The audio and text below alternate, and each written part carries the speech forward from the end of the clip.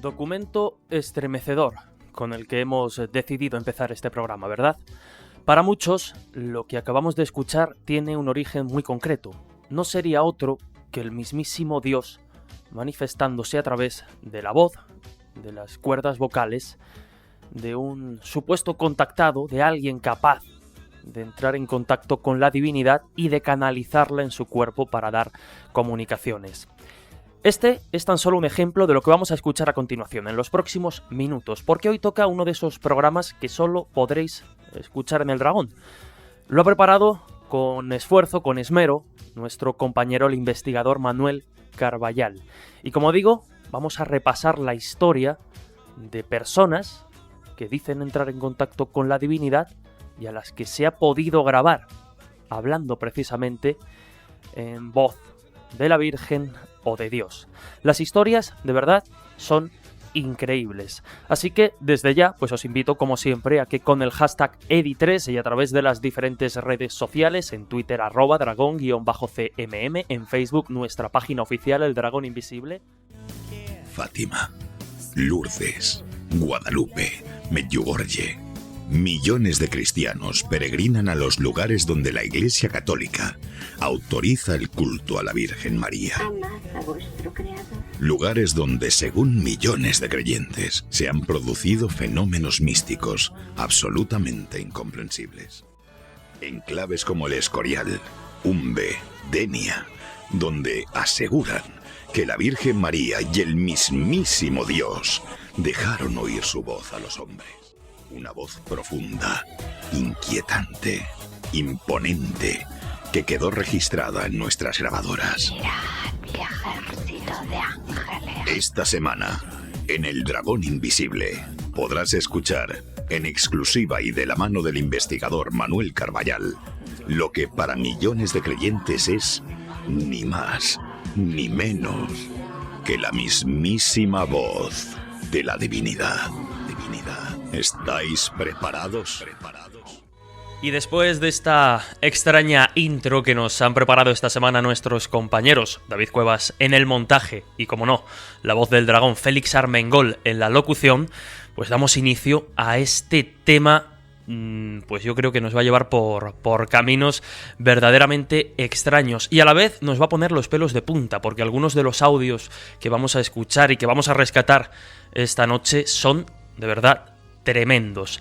Para ello, como no, detrás de esta obra extraña que vamos a presenciar en los próximos minutos, está el investigador Manuel Carballal. Ya lo conocéis, director del boletín El Ojo Crítico, criminólogo, autor de diferentes trabajos, entre ellos La vida secreta de Carlos Castaneda, y ahora, pues, flamante director, podríamos decir, de una colección editada por la editorial El Ojo Crítico, que es Cuaderno de Campo, y de la que hablaremos un poquito al final, porque además vamos a hacer un pequeño sorteo, así que muy atentos. Manuel Carballal, ¿qué tal? Bienvenido. Hola, ¿qué tal? Encantadísimo. Tú sabes que como yo soy un gran fan de la Calesi, a mí todo lo que sea cabalgar dragones, aunque sean invisibles, me encanta. Pues mira, ya de momento solo queda el invisible para ir cabalgando, porque nos ha dejado desolado Juego de Tronos. No vamos a hacer mucho spoiler, a ver si al final la vamos a liar por las series, y eso que no es nuestro tema.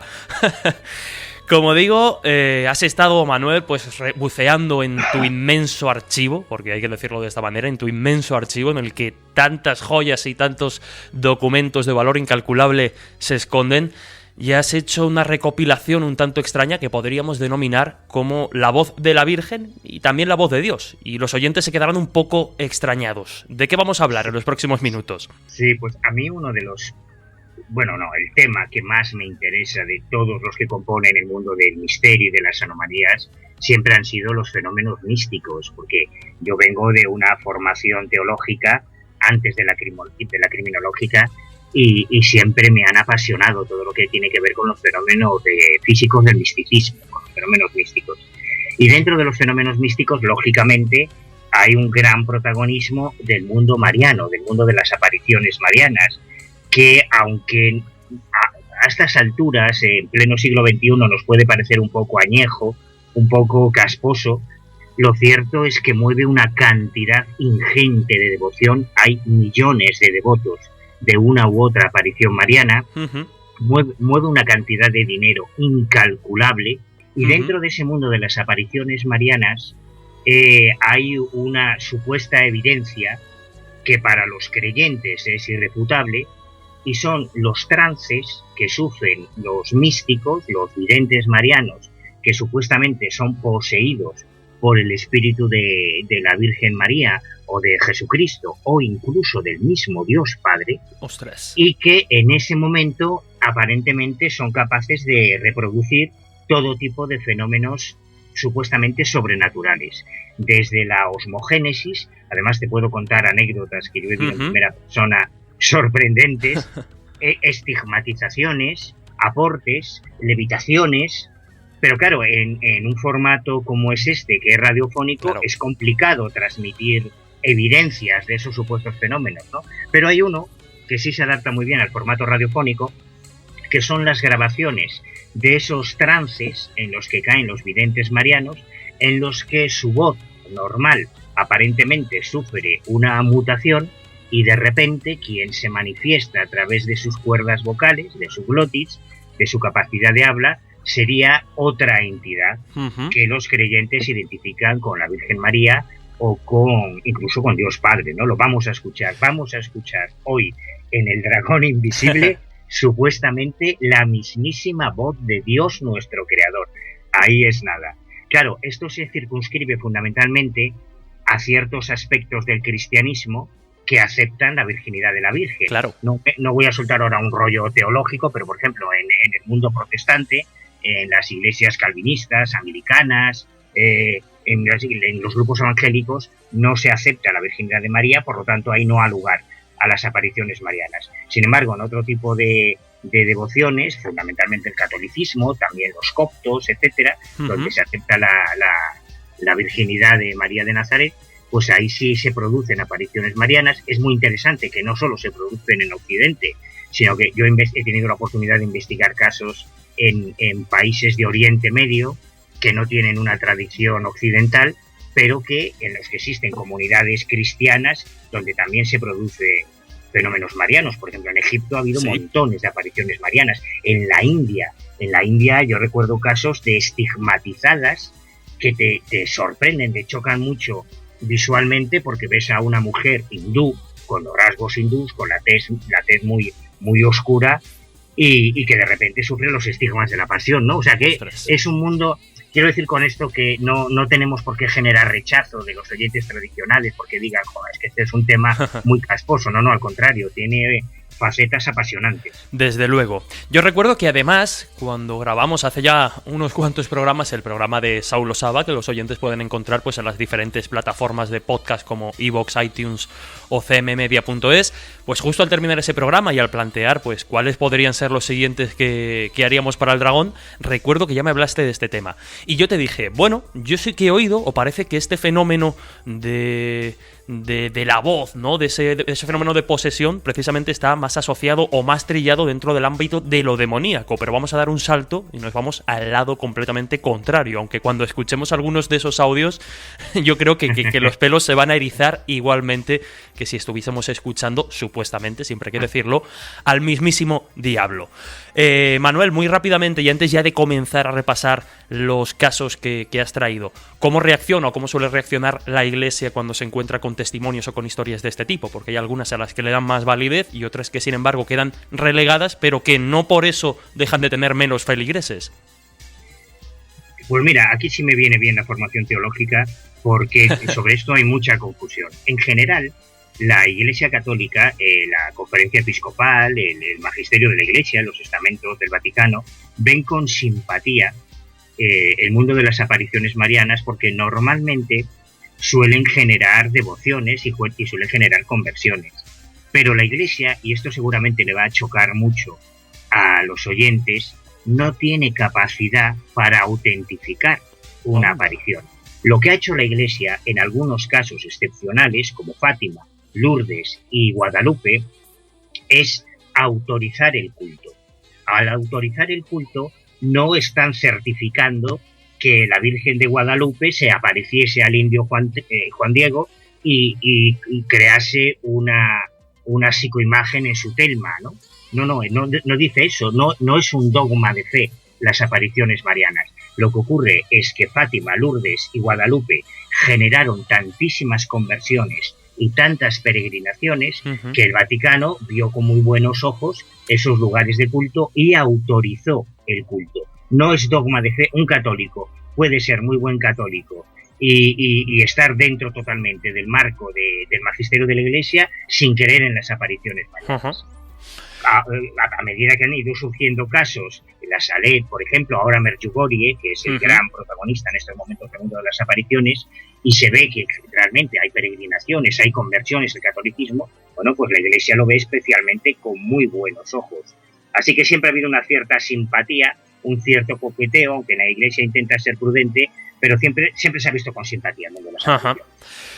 Desde luego, y lo más interesante ya, pues es ir precisamente a conocer esos casos concretos que nos vas a narrar. Y a micrófono cerrado, pues yo sé que esto a los oyentes no les va a gustar, pero ya lo decíamos, ¿no? Que cada uno de los casos que vamos a comentar a continuación, pues darían prácticamente para un programa monográfico del dragón. Pero de momento vamos a hacer un repaso interesante y después, si los oyentes lo consideran, pues ya veremos si existe la posibilidad de ampliar alguna de las historias. Manuel, el primer nombre que sale por aquí, el primer nombre de la primera protagonista de esta historia sería el de Rami Sánchez. Tendríamos que irnos a comienzos de los 80, ¿no?, para conocer un poco la historia de esta mujer. Sí, a ver, si ves que me alargo mucho, tú córtame, porque como bien dices, cada uno de los casos podría dar para un programa especial. Rami Sánchez es una mujer encantadora a la que yo siempre le estaré agradecido porque hizo que yo pudiese tener en un pequeño programa de televisión que hacía en los años 90 en la televisión de Galicia a la mismísima Virgen María. Y ¡ostras! Esto sé que suena muy psicodélico. El programa de hoy va a ser muy psicodélico, te lo advierto. Va a ir por esta línea, de acuerdo. Sí, Rami Sánchez era una católica creyente que comenzó a frecuentar las apariciones de Can Cerdà, unas apariciones que se iniciaron el 8 de noviembre de 1974 en Cerdañola, cerca de Barcelona, y ella asistía pues como una persona más. En un momento determinado, Rami sufre un infarto y una embolia muy grave que hace que pierda la capacidad de habla y que tenga que seguir un tratamiento de rehabilitación, hasta que en una de sus visitas a Can Cerdà, en la que ella iba ya sin capacidad de habla, para pedir un milagro, no por ella, sino por su nieto, que había nacido con problemas médicos graves, su nieto Jonathan, según lo contaba ella. Ella pide un milagro y de repente todos los problemas de movilidad que ella tenía y la capacidad de habla sanan milagrosamente, según ella me contaba, porque comienza a hablar como una persona normal. Es muy difícil hablar del mundo de las apariciones marianas sin mencionar a un personaje, Francisco Sánchez Ventura, un influyente constructor aragonés que construyó muchos de los edificios más emblemáticos de Zaragoza y que en un momento determinado sufre una conversión radical al cristianismo, edita una revista que se llama María Mensajera y él estaba tan comprometido y tenía tanto dinero que en algunos casos concretos las apariciones de la Virgen suelen tener varias características comunes, suelen darse cerca de una superficie de agua, cerca de un árbol. Bueno, hay una serie, es muy interesante analizar el fenómeno en sí de la aparición. Y cuando, por ejemplo, en Umbe, y todas las apariciones de la Virgen piden que se les haga una capilla para iniciar el culto, ¿no? Cuando las famosas apariciones de Umbe, la Virgen pidió que se hiciese una capilla, y lógicamente Felisa y las demás implicadas en las apariciones no tenían capacidad económica para ello, pues Sánchez Ventura llegaba y pagaba de su bolsillo que se hiciese la capilla. Cuento esto para que se vea que era un tío muy, muy involucrado. Pues cuando yo realicé en la televisión de Galicia un programa que se llamaba Mundo Misterioso, que la política era que en todos los programas, en la serie de 13 capítulos, como yo siempre he mantenido que si algo es real se puede demostrar, mi idea era que en cada programa, además de un reportaje, además de una encuesta, además de una tertulia con invitados, hubiese una experiencia en plató. Claro, pero cuando quisimos hacer un programa sobre fenómenos místicos, ¿a quién traemos? Y entonces Sánchez Ventura me habló de Rami aceptó venir, y yo le pedí con muy mala leche al inicio del programa, le dije, hombre, Rami, yo entiendo que esto lo que te voy a pedir es muy difícil, pero además de tu testimonio Si tú pudieses interceder para que la Santísima Virgen María se manifestase en el plató, ya sería la leche, ¿no? Y Rami aceptó. Y es la única vez que yo tenga constancia en la historia de la televisión en que una vidente mariana en un plató de televisión cae en trance, la Virgen María se manifiesta a través de ella delante de las cámaras y ocurrieron una serie de cosas realmente sorprendentes. Un par de semanas después, y con esto concluyo el ejemplo, un par de semanas después Pepe Navarro, que había visto el programa, se celó, invitó a Rami Sánchez para intentar replicar en el plató de Esta noche estamos en Mississippi que viniese la Virgen, pero la Virgen no quiso acceder a las demandas de Pepe Navarro. Pero bueno, estoy muy orgulloso de poder decir que tuve invitada en mi programa la mismísima Virgen. Entonces, lo que vamos a escuchar es un ejemplo de esos trances en que Rami aparentemente deja su cuerpo a la Virgen María y sería lo que vamos a escuchar, la voz que vamos a escuchar, supuestamente sería la Virgen María, la Madre de Dios, María de Nazaret, para los creyentes, manifestándose a través de las cuerdas vocales de Rami Sánchez. Pues lo escuchamos. La paz de mi divino Hijo Jesús y el amor de vuestra Madre esté con todos vosotros, mis pequeños. Hijitos amados, nuevamente bajo a la tierra.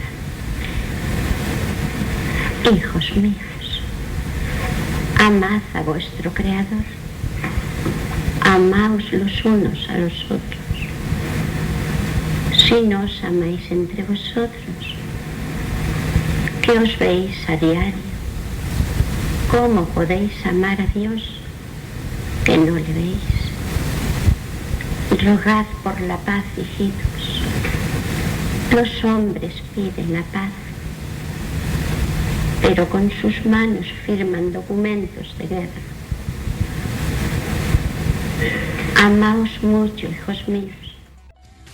Desde luego las palabras de Rami en este caso coinciden pues con un mensaje mariano al uso. Y hay algo que me llamó mucho la atención cuando escuché el audio, y lógicamente me lo ha vuelto a llamar.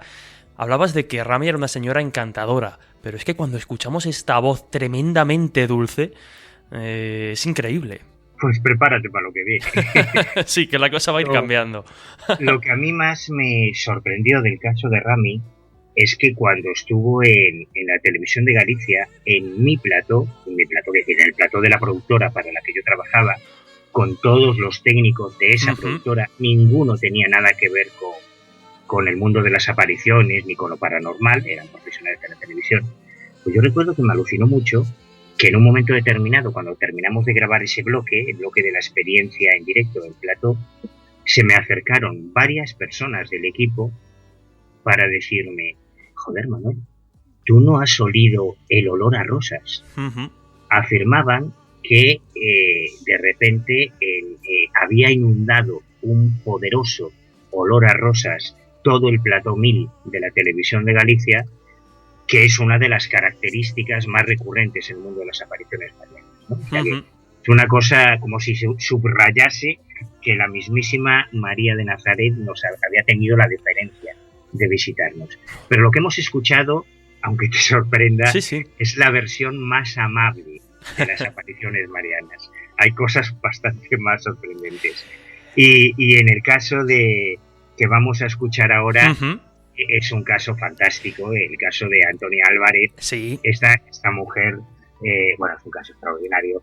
Ella alcanzó muchísimo protagonismo ya en los años 90 porque ella tenía un Cristo, una réplica del Cristo de Denia, que es una imagen muy dramática, una representación muy dramática de Cristo, un busto que de repente comenzó a llorar sangre.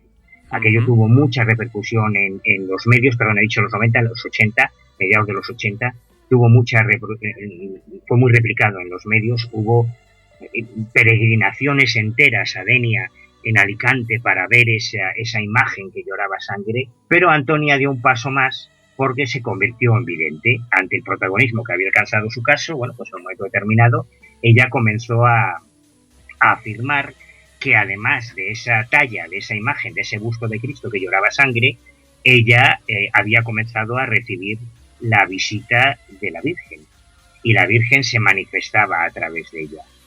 Como siempre, la Virgen, una de las primeras cosas que dice es que quiere que se le haga una capilla, que se le haga un templo para el culto. Uh-huh. Y entonces la gente empezó a hacer donaciones y donaciones y donaciones y donaciones, y de pronto la cuenta bancaria de Antonia Álvarez se vio desbordada de millones y millones de las antiguas pesetas. ¡Ostras! De donaciones que hacían los creyentes para que se realizase la capilla para el culto. Uh-huh. No te voy a dar el desenlace ahora, sino mejor el desenlace lo escuchamos después de la manifestación, pero lo que vamos a escuchar ahora... Sí, conviene contextualizarlo un poco.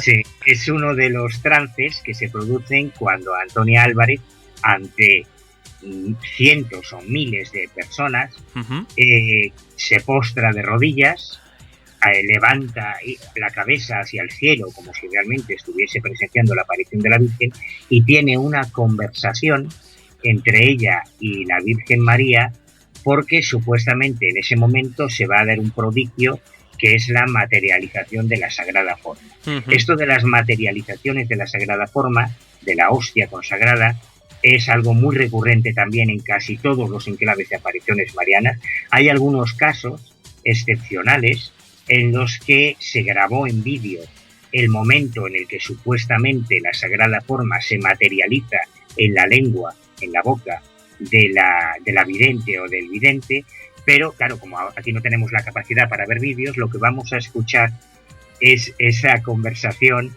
que Antonia tiene con la Virgen María cuando se materializa la Sagrada Forma. Yo sé que a algunos oyentes esto le va a parecer a coña marinera o le va a sonar a blasfemia, ¿no? No, en ningún momento. Nosotros simplemente exponemos los hechos tal y como ocurrieron, así es como se registró ese momento, y después cada uno que saque sus propias conclusiones. Pues vamos a escuchar ese documento.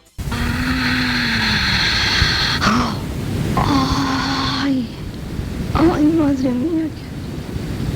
Ay, qué hostia más grande, madre mía. Eso no me cabe a mí en la boca, madre mía, y esto no lo había visto nunca. ¿Qué es?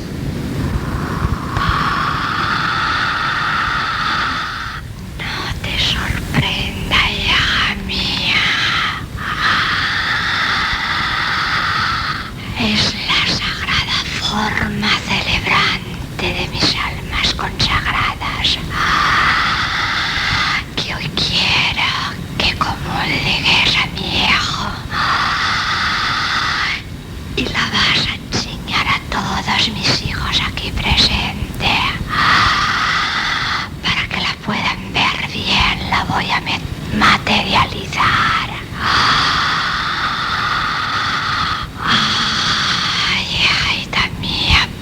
Dios, nada imposible.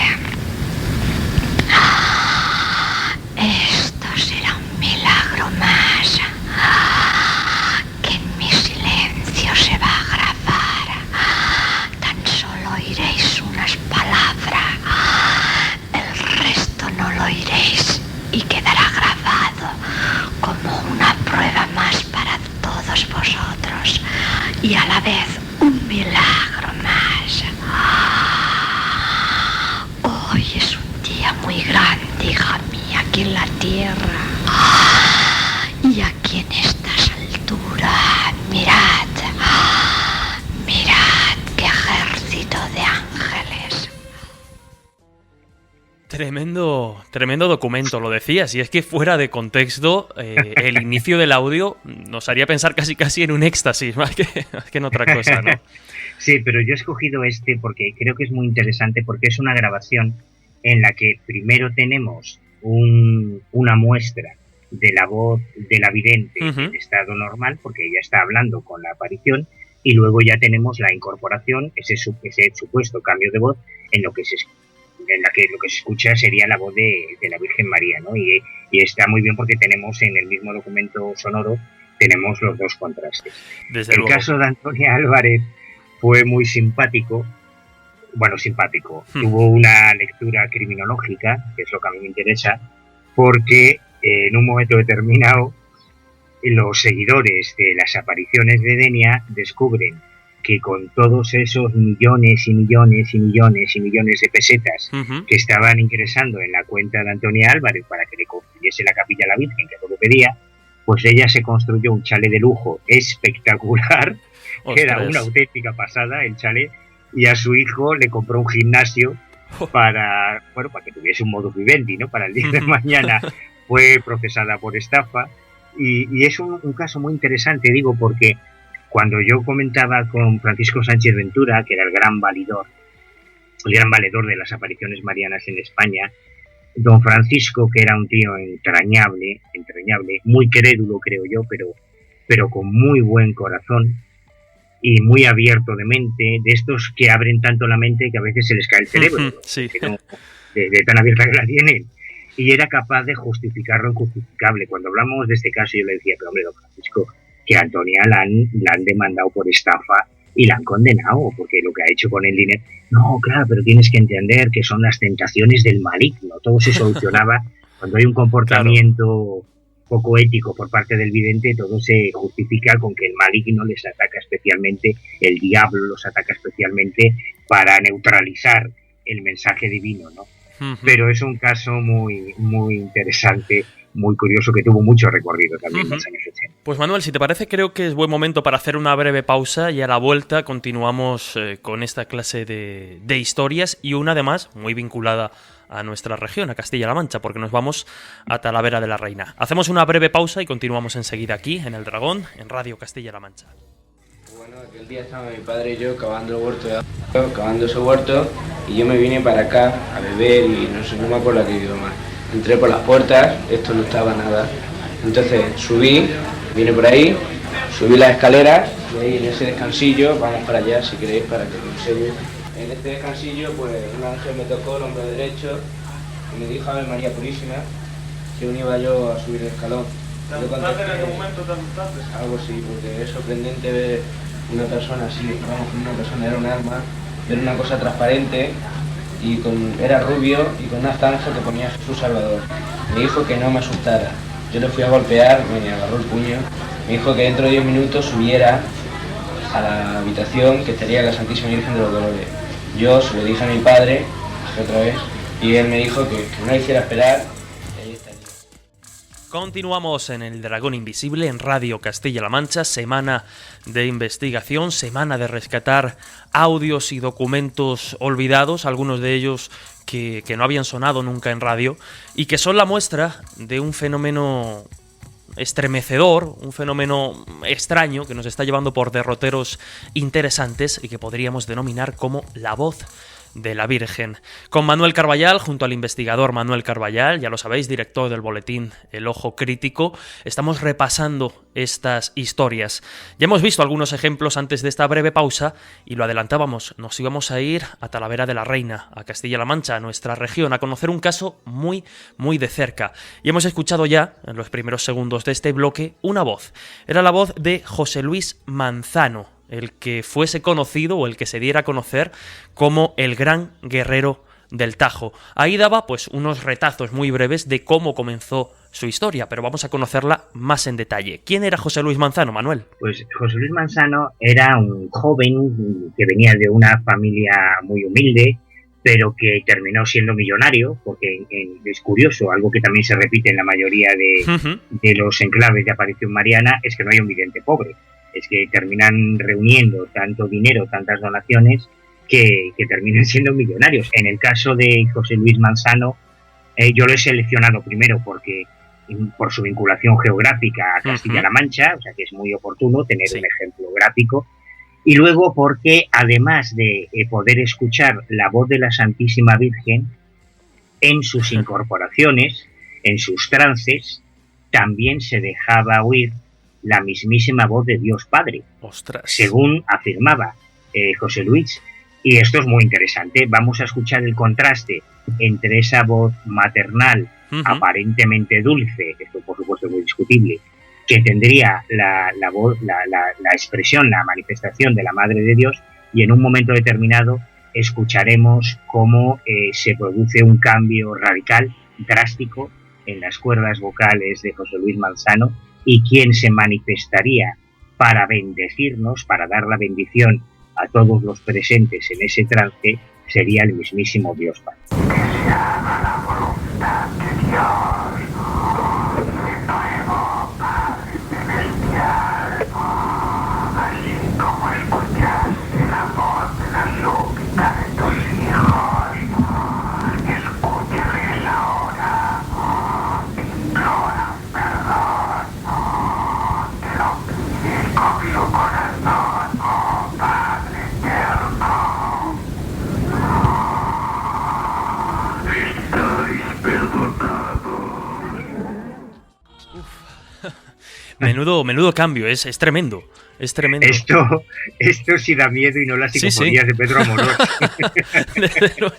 Desde luego, la verdad es que es un cambio de terror casi. Sí, es un caso muy interesante y bastante divertido, muy interesante, porque el gran guerrero del Tajo consiguió aglutinar en su opción religiosa, en clave de aparición mariana, en Talavera de la Reina, a la flor y nata de un sector del catolicismo especialmente conservador, porque él se presentaba un poco como una especie de nuevo Santiago Apóstol, sí, dispuesto a combatir las herejías, el Islam y demás. Ahora tendría que pelear por ese puesto con Abascal y con Vox, ¿no? Eso estaba pensando, sí. Pero mira, solo te digo que él publicó 2 libros en su día, el primero, Mi mundo del sueño, pero el segundo se titulaba El brazo armado de Yahvé. Sí, sin tonterías, de intenciones, ¿no? Sí. Y hay otro corte que yo creo que también es muy interesante, porque en el mundo de las apariciones marianas todos son conscientes, todos los videntes marianos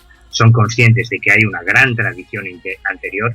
Hay miles de lugares en todo el planeta donde supuestamente se ha aparecido la Virgen, y en el caso de un vidente mariano como José Luis Manzano García, como el gran guerrero del Tajo, era consciente de los puntos de aparición mariana que existían en España antes de que él sacase adelante esta historia, ¿no? Entonces hay un día en el que se aparece la Virgen para explicar a los confusos creyentes que peregrinaban hasta Talavera de la Reina cuáles son los lugares de apariciones marianas lícitos en los que se había aparecido ella. Vamos a escuchar supuestamente la voz de la Virgen diciendo que allí en Talavera está Dios, porque está ella, claro, está ella, pues está Dios, ¿no? Luego habla de Umbe, habla del Escorial, sí, por ejemplo, de otros lugares de aparición mariana muy importantes que también nos podrían llevar horas de charla, pero al final menciona el Palmar de Troya. Y en ese momento, hasta ese momento, en todos los lugares que menciona, dice, bueno, pues en Umbe estaba Dios, hijo mío, en Prado Nuevo, que son las apariciones del Escorial, estaba Dios, pero cuando menciona el Palmar de Troya, digamos que la Virgen es desplazada, y llega a Dios y la aparta y quita, y entonces es Dios el que se manifiesta para informarnos contundentemente de que en el Palmar de Troya lo que hay es un profeta falso. No escucha. Aquí está Dios. En Fátima, hijo mío. Igual. Aquello que es de Dios. Aunque hay almas que intentan hacer negocio. Pobres almas. Lourdes, hijo mío. Igual. También intentan el negocio. Pero es de Dios. El monte de Umbe, hijo mío. Aquello es de Dios. Prado Nuevo, hijo mío. Prado Nuevo. Aquello también es de Dios. Acuérdate también, hijo mío, del Palmar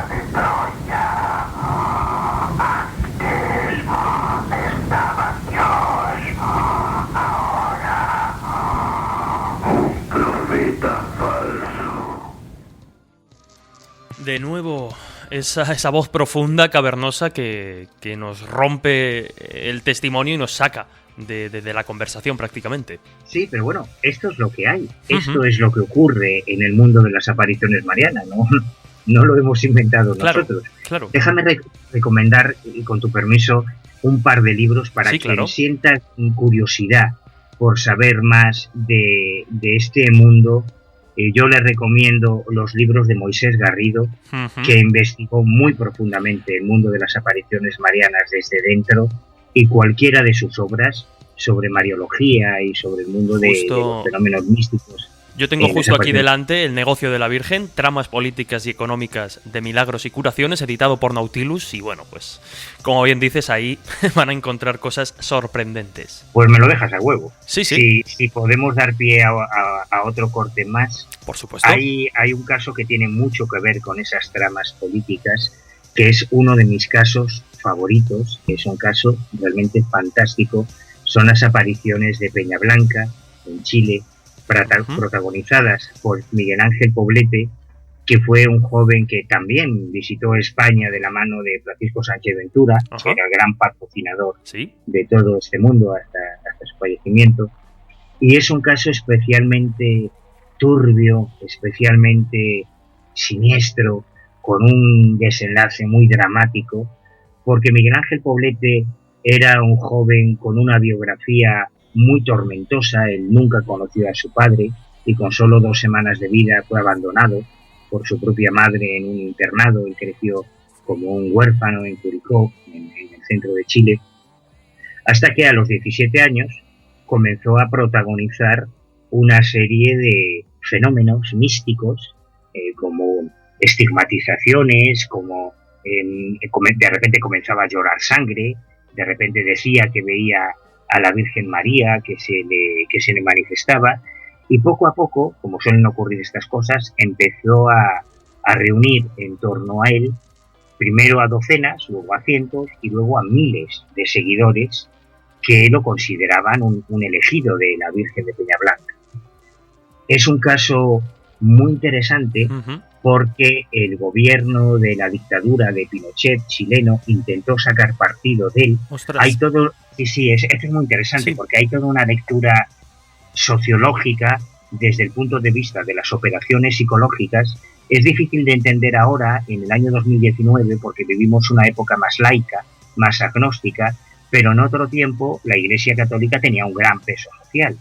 Y las apariciones marianas conseguían focalizar la atención de esa masa social de creyentes hacia un vidente que transmitía un mensaje que era amplificado por toda esa masa de creyentes y que por lo tanto generaba una gran influencia social. Y hay investigaciones muy interesantes de cómo la dictadura chilena en la época de Pinochet instrumentalizó las apariciones de Peñablanca y el caso de Miguel Ángel Poblete, que fue utilizado por todo el mundo, no solo por la Iglesia Católica, sino también por el gobierno en Chile, hasta protagonizar uno de los casos más sorprendentes y más bizarro de la historia mundial de las apariciones. Si te parece, si quieres, primero escuchamos a Miguel Ángel durante uno de sus trances en los que supuestamente la Virgen se manifiesta a través de él. Vamos a ello. Primero, los sacerdotes ministros de mi Hijo, por su piedad de celebrar los santos misterios, por su amor al dinero, al honor y al placer, se han convertido en cloacas de impureza. Si claman venganza, la venganza está sujeta sobre sus cabezas. Maldición a los sacerdotes y a las personas consagradas a Dios que con su mala vida y sus infidelidades crucifican a Dios nuestro Señor. Pues ahí escuchábamos a Miguel Ángel Poblete ante, bueno, casi parecía un canutazo, ¿no? Ante diferentes micrófonos recogiendo el testimonio de esa canalización. Y este mensaje en concreto lo he escogido porque es muy importante, porque él en ese mensaje se hacía un poco eco al rebufo de toda la repercusión que tuvo la publicación del supuesto tercer secreto de Fátima, un mensaje apócrifo que no tiene que ver con la historia real, que además popularizaron muchos contactados en los años 80 y 90, Mujeres y la Burka, etcétera, en el que se cuestionaba la autoridad de la Iglesia, la autoridad del Vaticano, y aquello sentó muy mal en la Iglesia chilena porque habían apoyado las apariciones de Peña Blanca y, por tanto, los mensajes que transmitía Poblete, y que Poblete de repente, desde ese jarro de agua fría, pues le sentó muy mal, ¿no? Pero te decía que el caso de Miguel Ángel es especialmente dramático, ha sido llevado al cine hace unos años, porque Miguel Ángel Poblete, y esto no es una crítica, yo de verdad que enuncio simplemente un hecho objetivo. Sí. Como muchos otros videntes marianos y como muchos otros psíquicos, siempre se habló de esa superioridad de la intuición femenina en el mundo de los psíquicos, era gay. Pues como muchos mediums y como muchos videntes y como muchos psíquicos, no tiene nada de malo. Claro. Pero en el caso de Miguel Ángel fue mucho más allá, por eso a mí es un caso que me encanta, porque Miguel Ángel Poblete llegó a someterse a una operación de cambio de sexo.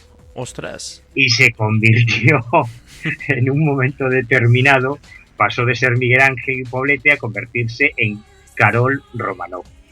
Tú te puedes imaginar cómo sentó eso en el ambiente más conservador y más ultra del catolicismo. Claro. Y entonces yo recuerdo cuando Miguel Ángel visitó España de la mano de Francisco Sánchez Ventura para dar una serie de conferencias. Claro, don Francisco estaba perplejo. Yo cuando reviso mis notas de mi cuaderno de campo, yo mis cuadernos de campo lo guardo todo. Ahora hablaremos de eso, precisamente. Son una auténtica enciclopedia, una memoria del misterio desde que yo tengo uso de razón. Y don Francisco me decía, según he notado yo mis cuadernos, fíjate, este es el gran milagro de la Virgen. Es como el cojo de Calanda. Al cojo de Calanda le puso una pierna y a Miguel Ángel Poblete le puso... Bueno, le puso lo que le puso, el pene, ¿no? Por otra cosa, ¿no? Y era fantástico. Ostras, ver hasta qué punto era capaz de reinterpretar la historia al creyente y considerar un milagro místico y sobrenatural lo que había sido una operación de cambio de sexo. Por eso a mí este caso me parece maravilloso. Bueno, pues buen ejemplo además para terminar un poco, ¿no? Decíamos que este viaje iba a ser un tanto delirante en ocasiones, de cómo pues a veces el exceso de creencia, ¿no?, nos lleva a interpretar sucesos de la manera más delirante. No queda tiempo para mucho más, Manuel. Creo que más o menos hemos cumplido la hoja de ruta a la hora de repasar las biografías de algunos de estos personajes, pero lo decíamos al inicio, queríamos dedicar los últimos minutos precisamente pues a hablar de esa nueva colección que se ha inaugurado dentro de la editorial El Ojo Crítico, que es la colección Cuaderno de Campo, y empiezas con un tema que bueno, se nos va un poco por temática, pero que es inevitable citarlo: OVNI, alta extrañeza. Pues no te creas que se va tanto, porque los cuadernos de campo, yo siempre he dicho que yo considero que son el mayor tesoro de un investigador de campo. En el mundo de las anomalías hay distintos formatos, distintas formas de entender la investigación. Hay compiladores que se dedican a recoger grandes cantidades de información bibliográfica, de hemerotecas y demás. Hay analistas que se dedican a hacer estudios en base al trabajo realizado por otros investigadores, pero luego están los encuestadores. Los encuestadores son quienes hacen el trabajo sobre el terreno, quienes acuden al lugar donde se ha producido el fenómeno, lo que Benítez llamaba los investigadores de campo. Uh-huh. Y yo no sé si unos son mejores que otros, pero yo sí sé, porque yo siempre opté por esta opción, que la encuesta sobre el terreno, que el trabajo de campo, te permite tener una percepción del origen del fenómeno, que suele ser un testimonio humano, que no tienen otros investigadores como los analistas o los compiladores. Sentarte delante del protagonista, que es el punto de arranque, no el final de una investigación, sino el arranque, claro, es fundamental. Y solo nosotros, los investigadores de campo, tenemos esos cuadernos de campo en los que se va tomando registro de esa comunicación no verbal con el testigo, de esas expresiones, de esas primeras intuiciones, y al final hemos pensado que sería muy interesante desclasificar en bruto esos cuadernos de campo, qué es lo que habíamos recogido durante años y años de investigación, y generar una colección de libros totalmente atípica, totalmente diferente, donde no solo se explica lo que conseguimos en la investigación, sino lo que no se suele contar nunca, que es cómo lo Claro, conseguimos. claro. Sin Sin duda, duda, yo creo que es lo más interesante. sin duda se va a convertir en una herramienta tanto para aficionados, periodistas, investigadores noveles, como para los que ya llevamos algún tiempo, porque como bien dices, vamos a descubrir pues algunos de esos métodos, ¿no? Que da la experiencia, dan los kilómetros y da también la picaresca que hay que tener a veces a la hora de enfrentar un caso de estas características. Como decía el primer título, OVNI, Alta Extrañeza, después vendrá uno relacionado con el satanismo, ambos de tu autoría. No sé si hay previsto que más compañeros, más investigadores desclasifiquen sus cuadernos en esta colección. Pues oye, las puertas están abiertas, o sea que si te animas. Te decía además que en este primer libro, Alta Extrañeza, Sí. no nos alejamos tanto del tema, No. porque ahí lo que se recoge son casos de encuentros cercanos, redundantemente de alta extrañeza, es decir, especialmente inclasificables, especialmente sorprendentes, que no encajan en ningún compartimento estanco del mundo del misterio. Ese es el arranque de esta colección.